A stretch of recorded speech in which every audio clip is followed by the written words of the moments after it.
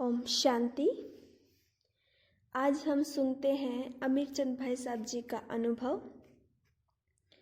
चंडीगढ़ से ब्रह्मा कुमार भ्राता अमीरचंद जी अपना अनुभव लिखते हैं कि सर्वप्रिय साकार ब्रह्मा बाबा से मेरी पहली मुलाकात पांडव भवन में वर्ष 1959 के जून मास के पहले सप्ताह में हुई। उससे पहले मैं करनाल में सन 1958 के अंत में प्रजापिता ब्रह्मा कुमारी ईश्वरीय विश्वविद्यालय के संपर्क में आया था। मुझे वहाँ की शिक्षाओं को समझकर तथा उन्हें अपने व्यवहारिक जीवन में अपनाकर यह दृढ़ निश्चय हो गया था कि यह ज्ञान स्वयं निराकार ज्योति स्वरूप परमात्मा शिव साकार प्रजापिता ब्रह्मा के तन का आधार लेकर इस नरक में सृष्टि को पुनः श्रेष्ठाचारी तथा सतयुगी बनाने के लिए दे रहे हैं। अतः इस धरा पर पुनः शीघ्र सतयुगी पावन सृष्टि का निर्माण होगा। यह दृढ़ विश्वास हो जाने पर साकार बाबा के सम्मुख मिलने की चाहना बहुत बढ़ गई थी, परंतु उन दिनों वर्ष में 1 या 2 बार ही बहनें मधुबन आती थी, इसलिए मुझे 3-4 मास तक प्रतीक्षा करनी पड़ी। पत्रों के माध्यम से तो मैं साकार बाबा से अपने दिल की लेन देन करता रहा। जब मैं मधुबन के लिए अपने सेवा स्थान से चला तो मन की स्थिति बहुत ही विचित्र थी। यात्रा के दौरान यही तड़फ थी कि कब वह सुहावनी घड़ी आए जब मैं बाबा के सम्मुख पहुंचूं। आखिर वह घड़ी भी आ गई। मधुबन में प्रवेश करते ही असीम शांति का सुखद अनुभव होने लगा। उन दिनों का मधुबन बहुत छोटा सा भवन था। स्नान आदि करके हम सभी प्यारे बाबा के कमरे की ओर बढ़े। कमरे में प्रवेश करते ही हमने देखा कि बाबा 2-3 बहन भाइयों से मुलाकात कर रहे थे। स्नेह का सागर उमड़ रहा था। बहन भाइयों के नयनों में तो स्नेह की धारा बह रही थी। बाबा के नयन भी गीले दिखाई दिए। हम उनके पीछे बैठ गए।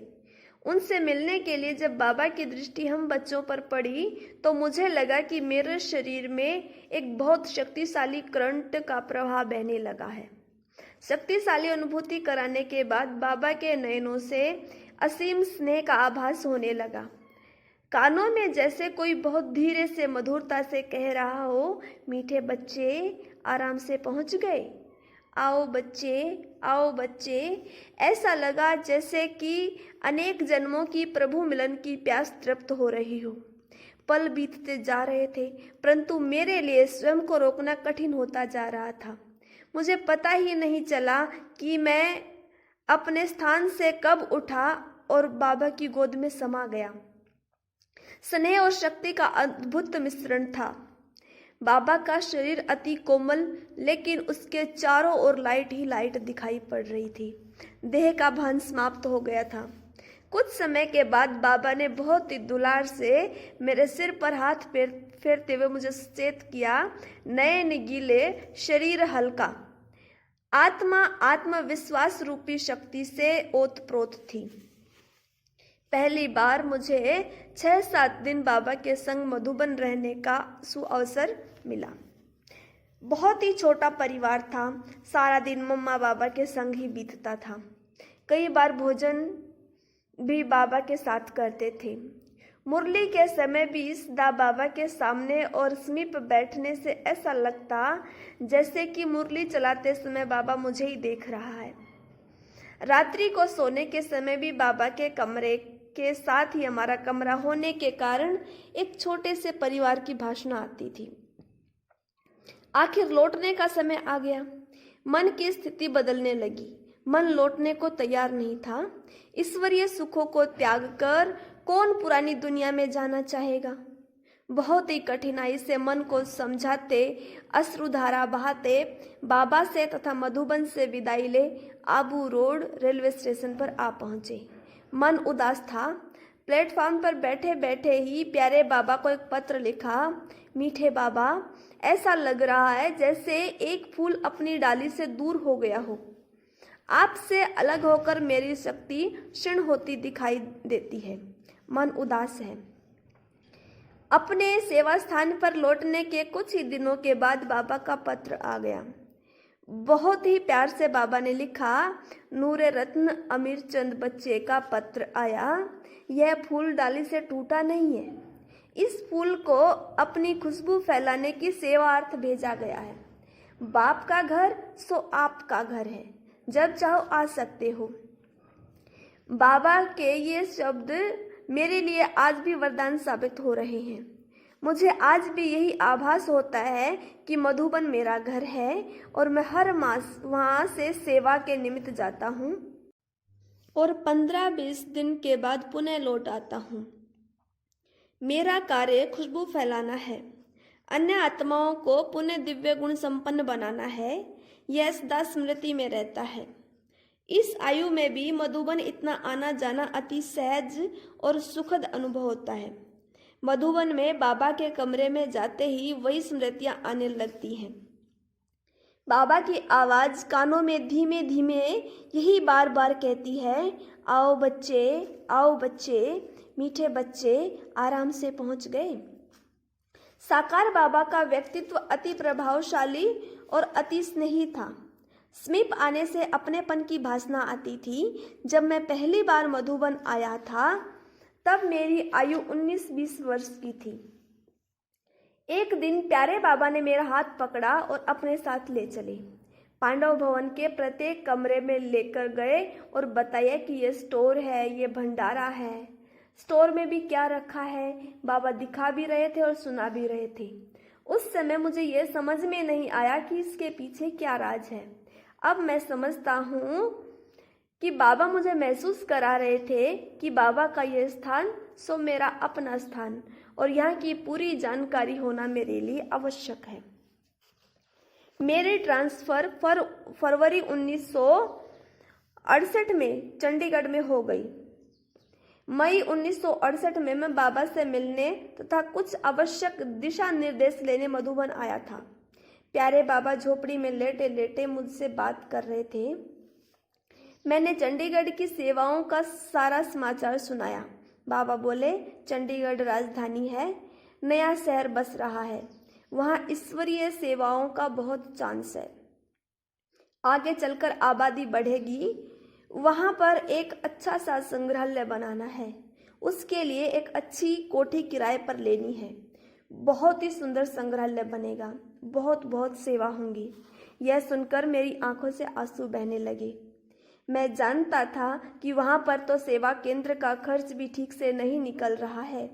भाई बहनों की संख्या भी बहुत कम है और बाबा कह रहे हैं कि वहाँ एक अच्छी कोठी। आंखों में आंसू देखकर बाबा उठकर बैठ गए, मुझे अपनी छाती से लगा लिया, बहुत प्यार किया और कहा कि इसका फिक्र आप मत करो, बाबा बैठा है, सब प्रबंध बाबा करेगा। बस आप एक कार्य करो, अच्छी सी कोठी देखो, किराए पर लेंगे और संग्रहालय बनाएंगे।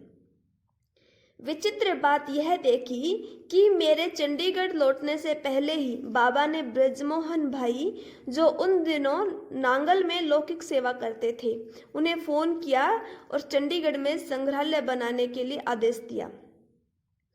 18 जनवरी 1969 को बाबा नश्वर देह त्याग कर अव्यक्त फरिश्ता बन गए और अक्टूबर 1969 में चंडीगढ़ में एक भव्य संग्रहालय का उद्घाटन हो गया।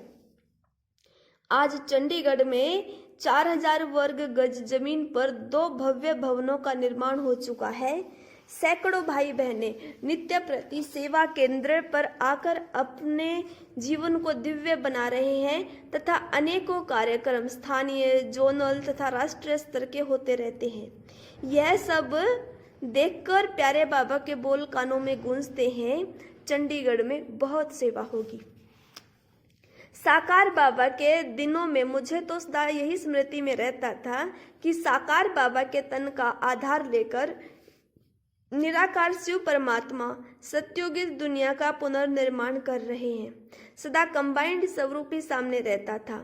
फिर भी प्रातः मुरली के समय जब बाबा सभी को दृष्टि देते थे तो उस समय बहुत ही शक्तिशाली स्वरूप का अनुभव होता था।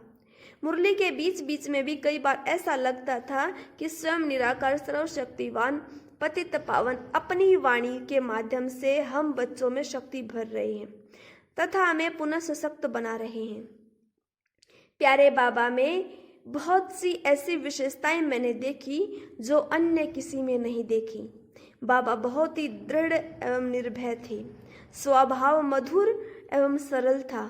ऊंची हस्ती परंतु असीम निर्माणता, अद्भुत परख शक्ति एवं निर्णय शक्ति, स्पष्ट परंतु सरल, सदा निमित्त भाव बाबा में देखा। करावनहार शिव बाबा है, अतः ब्रह्मा बाबा सदा स्वयं को निमित्त करनहार ही समझते थे। यज्ञवत्सों से जब कभी कोई भूल हो जाती तो उसका मार्गदर्शन करने वाले प्यारे बाबा को मैंने एक कुशल सर्जन के रूप में देखा। वे एक ही झटके से सफल ऑपरेशन करते थे तथा उनका संकल्प यही रहता था कि भूल करने वाला वत्स अपनी भूल सभी के सामने स्वीकार कर उस भूल को पुनः न करने का दृढ़ संकल्प ले। अतः बाबा किसी भी भूल को छिपाने नहीं देते थे। उनका संकल्प यही रहा कि देहाभिमान को त्याग कर प्रत्येक वत्स अपनी भूल को महसूस करे। ऐसे वत्स को बाबा अपार स्नेह एवं शक्ति का आभास कराकर पुनः शक्तिशाली स्थिति में स्थित कराते थे। प्यारे बाबा के संग के कुछ एक गुण स्वतः ही स्वयं में भी अनुभव होने लगते थे। मैं स्वयं भी अपने में निर्भयता एवं निर्माणता का गुण अनुभव करता हूँ। स्पष्टता का गुण भी मुझे अति प्रिय है। किसी बात पर निर्णय लेना भी सहज लगता है, भेदभाव की दृष्टि नहीं। ऐसा लगता है सभी बाबा के हैं और सभी अपने हैं। स्वयं की स्थिति की ओर विशेष ध्यान रहता है। एकांत भी बहुत अच्छा लगता है। अपना संगठन शक्तिशाली बना रहे हैं, यह संकल्प भी सदा रहता है। अच्छा, यह अनुभव यहीं समाप्त होता है। कल हम सुनेंगे सुदेश दीदी का अनुभव। ओम शांति। ऐसे ही रोज अनुभव सुनने के लिए प्लीज चैनल को सब्सक्राइब करें।